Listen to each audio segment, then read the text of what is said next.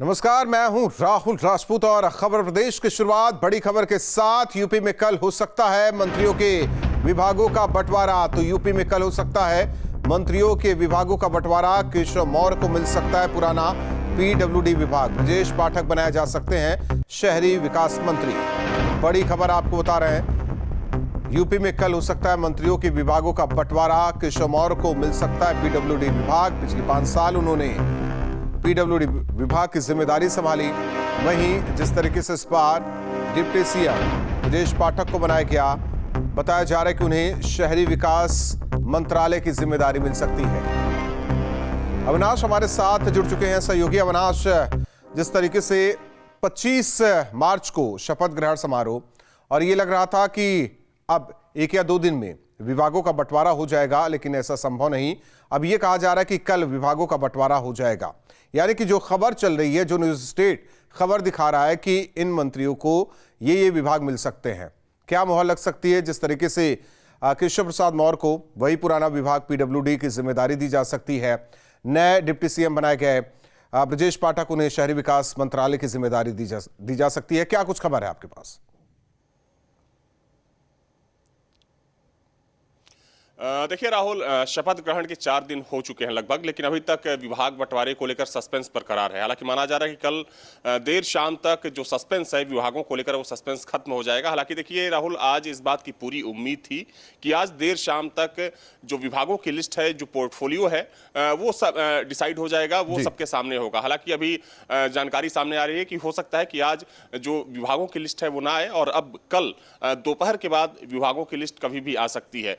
तो देखिए, जहां तक सवाल विभाग बंटवारे को लेकर है कि किसको कौन सा विभाग मिलेगा, तो एक बात तो बिल्कुल साफ है राहुल कि जो बड़े और महत्वपूर्ण विभाग होंगे, वो जो अनुभव वाले नेता होंगे या जो पहले मंत्रिमंडल में शामिल हो चुके होंगे, उन्हीं को वो विभाग दिया जाएगा। जो नए मंत्री होंगे उनको अहम विभाग तो मिलेगा, लेकिन पब्लिक अकाउंटेबिलिटी यानी कि जो आम जनता की जवाबदेही वाला विभाग होता है, वो नहीं दिया जाएगा। क्योंकि अगर देखा जाए तो चूंकि शासन जो चलाने की प्रक्रिया होती है राहुल, वो थोड़ी सी कठिन होती है। और जब कोई नया मंत्री, जब कोई नया विधायक चुनकर आता है विधानसभा में और उसको कोई अहम विभाग दिया जाता है, तो उसे उस विभाग को समझने में ही 4 से 5 महीने का समय लग जाता है। तो ये एक बात तो बिल्कुल तय है कि चूंकि एक कार्यकाल ये सरकार पूरा कर चुकी है, तो दूसरे कार्यकाल में चूंकि सरकार जा रही है, सरकार के सामने चुनौतियां होंगी, लोगों की अपेक्षाएं और ज्यादा बढ़ गई होंगी। तो जाहिर सी बात है कि जो अब बड़े विभाग, चाहे पीडब्ल्यूडी की बात करें, स्वास्थ्य की बात करें, नगर विकास की बात करें, कृषि की बात करें, गन्ना विकास की बात करें, तो ये यूपी के बड़े विभाग माने जाते हैं। तो इन विभागों की जिम्मेदारी जो पहले मंत्री रह चुके हैं या 5 से 6 बार के जो विधायक रह चुके हैं, माना जा रहा है कि उन्हीं मंत्रियों को ये विभाग दिए जाएंगे।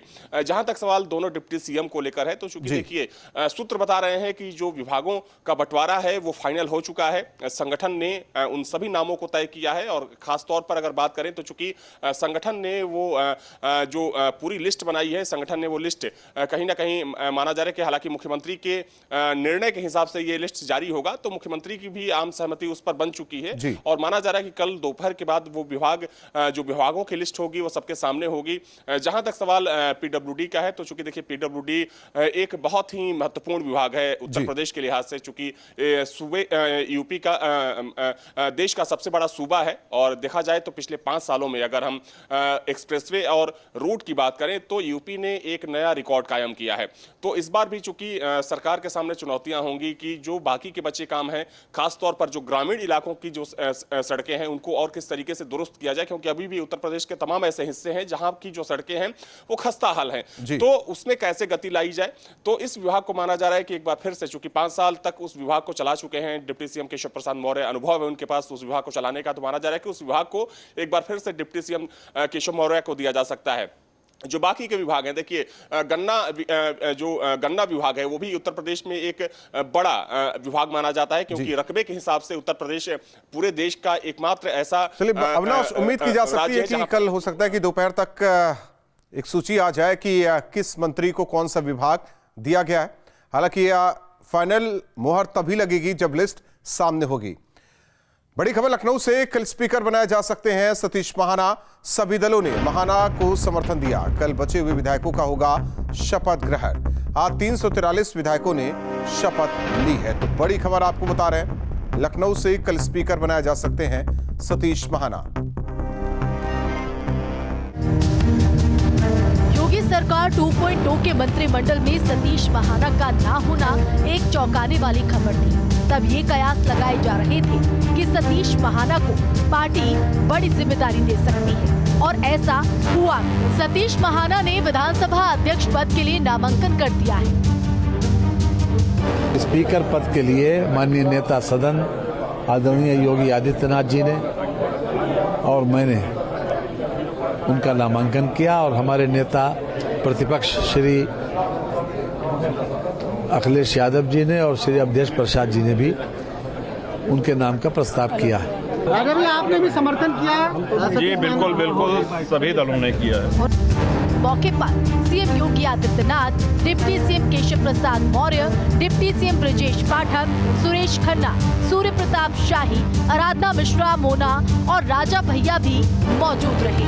सभी राजनीतिक दलों ने मेरा समर्थन किया है। मैं सबके प्रति बहुत आभारी हूं कि सबने विश्वास किया मेरे पे, और मैं उस विश्वास के प्रति सबको साथ लेकर विधानसभा चुनाव। सतीश महाना बीजेपी के दिग्गज नेता माने जाते हैं। सतीश महाना 8वीं बार विधायक हैं। पिछली योगी सरकार में वो कैबिनेट मंत्री थे। सतीश महाना का स्पीकर बनना तय है। सभी सियासी दलों ने उनका समर्थन किया है। नामांकन के बाद माना जा रहा है कि 30 मार्च को सतीश महाना को सर्वसम्मति से विधानसभा अध्यक्ष चुना जा सकता है। Team news state.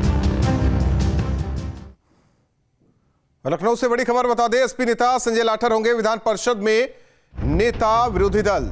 बड़ी खबर लखनऊ से इस वक्त की आपको बता रहे हैं। एसपी नेता संजय लाठर होंगे विधान परिषद में नेता विरोधी दल। तो बड़ी खबर लखनऊ से इस वक्त की, एसपी नेता संजय लाठर होंगे नेता विरोधी दल विधान परिषद में। तो आपको इस वक्त की बड़ी खबर बता रहे हैं लखनऊ से, विधान परिषद में नेता विरोधी दल एसपी नेता संजय लाठर होंगे विधान परिषद में। यूपी विधानसभा के अंदर पहली बार सीएम योगी और एसपी अध्यक्ष अखिलेश यादव की मुलाकात हुई।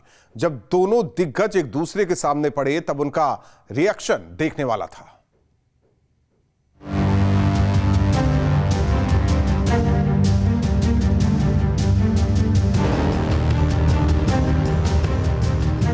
सियासत में कोई साथी और कोई स्थायी विरोधी नहीं होता। इसको आप इन तस्वीरों में समझ सकते हैं। चुनाव प्रचार के दौरान सीएम योगी और अखिलेश यादव के बीच खूब जुबानी जंग हुई, आरोप प्रत्यारोप लगाए गए। लेकिन जब सियासत के दो धुर विरोधी विधानसभा में आमने सामने आए तो कुछ यूं मिले। नवनिर्वाचित विधायकों के शपथ ग्रहण के दौरान सीएम योगी आदित्यनाथ और नेता प्रतिपक्ष अखिलेश यादव ने एक दूसरे के साथ हाथ मिलाया। इस दौरान सीएम योगी ने अखिलेश के कंधे पर हाथ भी रखा। दरअसल उत्तर प्रदेश विधानसभा में नवनिर्वाचित विधायकों का शपथ ग्रहण कराया जा रहा था। सबसे पहले बीजेपी के विधायक दल के नेता और मुख्यमंत्री योगी आदित्यनाथ ने शपथ ली। मैं आदित्यनाथ योगी जो विधानसभा का सदस्य निर्वाचित हुआ हूँ, ईश्वर की शपथ लेता हूँ। मैं विधि द्वारा स्थापित भारत के संविधान के प्रति सच्ची श्रद्धा और निष्ठा रखूंगा। मैं भारत की प्रभुता और अखंडता सुने रखूंगा। जिस पद को मैं ग्रहण करने वाला हूँ उसके कर्तव्यों का श्रद्धापूर्वक निर्वहन करूंगा। इसके थोड़ी देर बाद अखिलेश ने विधानसभा के अंदर सभी विधायकों का अभिवादन किया। इस दौरान अखिलेश ने डिप्टी सीएम केशव प्रसाद मौर्य से हाथ मिलाया और फिर शपथ ली। मैं अखिलेश यादव जो विधानसभा का सदस्य निर्वाचित हुआ हूँ, ईश्वर की शपथ लेता हूँ कि मैं विधि द्वारा स्थापित भारत के संविधान के प्रति सच्ची श्रद्धा और निष्ठा रखूंगा। मैं भारत की प्रभुता और अखंडता अक्षुण्ण रखूंगा तथा जिस पद को मैं ग्रहण करने वाला हूँ उसके कर्तव्यों का श्रद्धापूर्वक निर्वहन करूंगा। अखिलेश यादव इस बार सदन में नेता प्रतिपक्ष के तौर पर दिखाई देंगे। अखिलेश यादव के लिए विधानसभा में कमरा भी अलॉट हुआ है। चूंकि देखा जाए तो पहले वो लोकसभा के सांसद हुआ करते थे, अगर पिछले 5 सालों की बात करें, लेकिन इस बार विधानसभा में अपनी मजबूत मौजूदगी दर्ज कराने के लिए उन्होंने लोकसभा से इस्तीफा दिया है। और चूंकि करहल से चुनाव जीते हैं, आप देख सकते हैं कि अखिलेश यादव का जो कक्ष है वो भी यहां पर आवंटित हो चुका है। देखा जाए तो चूंकि प्रतिपक्ष के जो भी नेता होते हैं उनका यह कक्ष होता है। अगर हम पिछली सरकार की बात करें तो राम गोविंद चौधरी जो कि प्रतिपक्ष के नेता थे, उनका यह कक्ष था, लेकिन अब अखिलेश यादव के नाम से ये जो कक्ष है वो आवंटित हो चुका है। अखिलेश यादव विधानसभा पहुंचे। अखिलेश यादव अब नेता प्रतिपक्ष के तौर पर सरकार को सदन में कड़ी चुनौती देंगे। Team news state.